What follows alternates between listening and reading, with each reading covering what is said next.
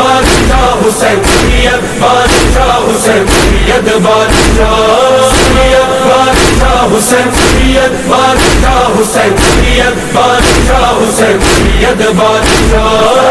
मेरा साथार है, हम वफादार है, तेरे गमखार है सैयद बादशाह। मेरा साथ सॼे मुल्क जी करमपुर में भी हज़रत इमाम हुसैन अलैहिस्सलाम ऐं करबला जे शहीदनि जी अज़ीम क़ुर्बानी जी यादि में मातमी जलूस कढियो वियो। मोमिननि पारां मातम ऐं सीना ज़नी कई वई। मिलियल ॼाण मूजिबि मरकज़ी मातमी जुलूस सखी दौलत शाह बुखारी दरगाह तां मौलवी वज़ीर अली जतोई, लाहौती ग़ुलाम नबी, शेख ज़वार सादिक अली नसीरानी, फ़कीर शाहनवाज़ मीरानी ऐं ॿियनि जी अॻुवाणी में बरामद थियो, जेको बेगारी चौक ते पहुतो, जिते शहर ऐं इलाइक़े जा नंढा वॾा मातमी जलूस मरकज़ी मातमी जलूस में शरीक थिया। मरकज़ी मातमी जलूस पंहिंजी अॻी मंज़िल तरफ़ रवां दवां रहंदे शहर जे मुख़्तलिफ़ चौकनि चौराहनि खां थींदे वांगण फ़कीर इमाम बारगाह ते पहुतो, जिते मातमी जलूस में शरीक मोमिननि पारां निमाज़ ज़ोहरैन अदा कई वई। तंहिंखां पोइ इमाम बारगाह जे मुंतज़िमीन पारां मोमिननि खे नंगर व न्याज़ खारायो वियो। उनखां बाद में मरकज़ी मातमी जलूस ईदगाह चौक खां मुड़ंदे बैंक चौक खां थींदे हैदर चौक ते पहुतो, जिते मोमिननि पारां मातम ऐं सीना ज़नी करण बाद मजलिस अज़ा मुनक़िद कई वई।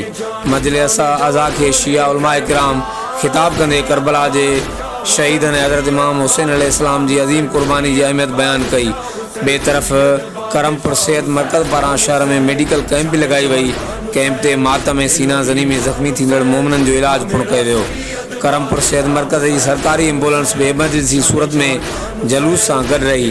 तंहिंखां पोइ मरकज़ी मातमी जलूस अॻी मंज़िल तरफ़ वधंदे सखी दौलत शाह बुखारी दरगाह ते पहुची नहर थी वियो, जिते शाम ग़रीबां मुनक़िद कई वई। मौलवी वज़ीर अली जतोई शाम ग़रीबां पढ़ाई। आख़िर में शरीक मोमिननि खे नंगर व न्याज़ पिणु खारायो वियो।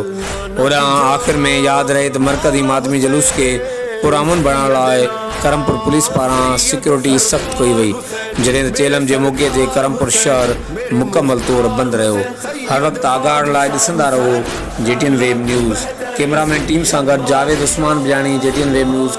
सरज़मीन तेरी करबला, जाने जान जाने जाने करबला, जाने जान जाने जाने करबला।